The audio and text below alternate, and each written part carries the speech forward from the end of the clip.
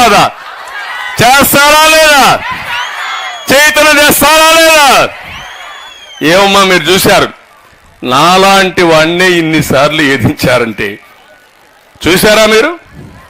అసెంబ్లీలో నన్ను తిడతారు. ఎప్పుడూ రాజకీయాల్లోకి రానటువంటి మా మిస్సెస్ని అవమానిస్తారు.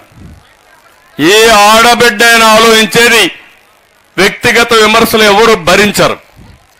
అలాంటిది ఎప్పుడు కూడా బయట రాని మహిళల గురించి విమర్శించినప్పుడు నేను కూడా ఒక మనిషి కాబట్టి నేను కూడా బాధపడ్డా. ఆ రోజు చెప్పా, ఒక మాట చెప్పా, ఇది గౌరవ సభ, మళ్ళీ క్షేత్రస్థాయిలో గెలిచి గౌరవ సభ చేసి ఈ అడుగులో అడుగు పెడతా ముఖ్యమంత్రిగా అని చెప్పాను ఆ రోజే. ఆ మాటతోనే బయట వచ్చా. మళ్ళీ నేను వెళ్ళా.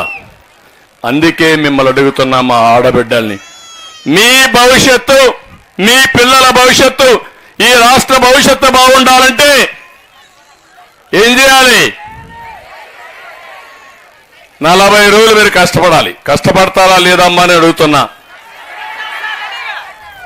మిమ్మల్ని చూస్తే నాకు ఏమాత్రం అనుమానం లేదు. మామూలుగా అయితే ఏదో పిలిచారు కాబట్టి మొక్కుబడిగా వద్దని వచ్చేవాళ్ళు, కానీ మిమ్మల్ని చూస్తాం టోపీలు పెట్టుకుని కండువాలు వేసుకుని వీర వనితల వారిగా యుద్ధానికి సిద్ధం మేము సైతం అనే పరిస్థితికి వచ్చారు. అది చూసినప్పుడు నాకు అనిపిస్తుంది, నేను ఎన్ని జన్మలెత్తి మీకు సేవ చేసినా మీ రుణం తీర్చుకోలేను. రుణపడి ఉన్నా. కుప్పం నాకు ఎప్పుడు కూడా ఒక స్ఫూర్తి, నాకు ఒక నమ్మకం.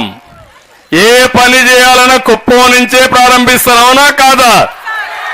ఇప్పుడు కాదు, సమైక్య ఆంధ్రప్రదేశ్లో కూడా నా చరిత్ర ఎవరు బ్రేక్ చేయలేరు. 9 సంవత్సరాలు ముఖ్యమంత్రిగా ఉన్నా, దగ్గర 15 సంవత్సరాలు అపోజిషన్ లీడర్గా ఉన్నా. కానీ నాకు స్ఫూర్తినిచ్చింది, ఎక్కడికి పోయినా ఇంత ఆనందం ఉండదు, కుప్పానికి వస్తే మాత్రం నాకు ఫుల్ జోష్ ఉంటుంది, చాలా ఆనందం ఉంటుంది. దానికి ఉదాహరణ ఏంటంటే మీ మంచి మనసులు, రెండోది నా మీద ఉండే అభిమానం, నిస్వార్థంగా ఆలోచించే మనస్తత్వం. అందుకే నేను కుప్పానికి వచ్చినప్పుడు ఫుల్గా ఛార్జ్ అయ్యి మళ్ళా వెళ్తాను వేరే ప్రాంతాలకి. అందుకే 7 సార్లు ఎన్నికల్లో గెలిపించారు. 35 ఏళ్ళు అయింది. మళ్ళా రెన్యూవల్కి వచ్చాయి. ఇప్పుడు మళ్ళా గెలిపించమని కోరుకోవడానికి, ఆ గెలిపించే ముందు మీ ఆశీస్సులు తీసుకోవడానికి, ఇక్కడి నుంచి బయట పోవడానికి ముందుగా వినాయకుని టెంపుల్కి వెళ్ళా. ఎలాంటి విఘ్నాలు లేకుండా చూడమని వినాయకుడికి దండం పెట్టుకున్నా. కన్యకా పరమేశ్వరి టెంపుల్కి వెళ్ళా.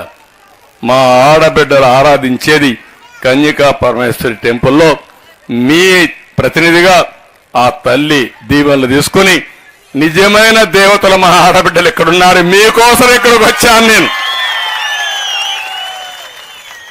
మీ ఉత్సాహం చూసి చాలా ధైర్యం వచ్చింది. ఏకపక్షంగా ఎన్నికలు ఉండాల్సిన అవసరం ఉంది. ఒక్కొక్కసారి బాధేస్తుంది. నేను అన్ని విషయాలు మీటింగ్లో మాట్లాడతాను. ఈరోజు మన కర్తవ్యాన్ని గురించి ఇక్కడ మాట్లాడుకుందాం. మిగిలిన విషయాలు, అన్ని విషయాలు కూడా మీటింగ్లో మాట్లాడతాను. ఈరోజు ఆ మీటింగ్లో కూడా చాలా విషయాలు చెప్పాలి మీకు. నేను ఒకటే ఆడబిడ్డలందరినీ కోరేది, మీకు అండగా నేను ఉంటా. 2 కోట్ల మంది ఆడబిడ్డలకు హామీ ఇస్తున్నా, మన నియోజకవర్గంలో ఆడబిడ్డలకు హామీ ఇస్తున్నా. మీ ద్వారా మీ కుటుంబాన్ని బాగు చేసే పరిస్థితి, అంతేకాదు ఇప్పుడుండే ఆదాయాన్ని 3 రెట్లు పెంచాలంటే ఏం చేయాలో చేసి నేను చూపిస్తానని మీ అందరికీ హామీ ఇస్తున్నా. జలగ చేసే పని 10 రూపాయలు ఇచ్చి 100 రూపాయలు కొట్టేయడం. నేను అది కాదు, సంపద సృష్టిస్తాం, ఆదాయాన్ని పెంచుతాం, పెంచిన ఆదాయం మీకే పంచుతాను. ఆ డబ్బులతో 15 రూపాయలు ఇచ్చి 100 రూపాయలు సంపాదించే మార్గాన్ని నేర్పిస్తా. 100 నుంచి 1000 రూపాయలు చేసే మార్గాన్ని నేర్పిస్తా. 1000 నుంచి 10,000 రూపాయలు చేసే మార్గాన్ని నేర్పిస్తా. ఎప్పటికప్పుడు సంపద సృష్టిస్తూ పేదరికం లేని సమాజాన్ని చేయాలనేది నా జీవిత ఆశయం అని చెప్పి కూడా మీకు తెలియజేస్తున్నా. నేనెక్కడో పుట్ల పట్ల చిన్నప్పుడు నేను కూడా ఒక చిన్న గ్రామంలో మీలాంటి తల్లులకే పుట్టా. ఒక మధ్యతరగతి కుటుంబం. మా తల్లికి కూడా చదువు లేదు, మా తండ్రి కూడా రైతే. అక్కడి నుంచి నేను కష్టపడ్డా. ఎన్టీ రామారావు గారు కూడా ఒక సాధారణ కుటుంబమే, మహాత్మా గాంధీ కూడా ఒక సాధారణ కుటుంబమే.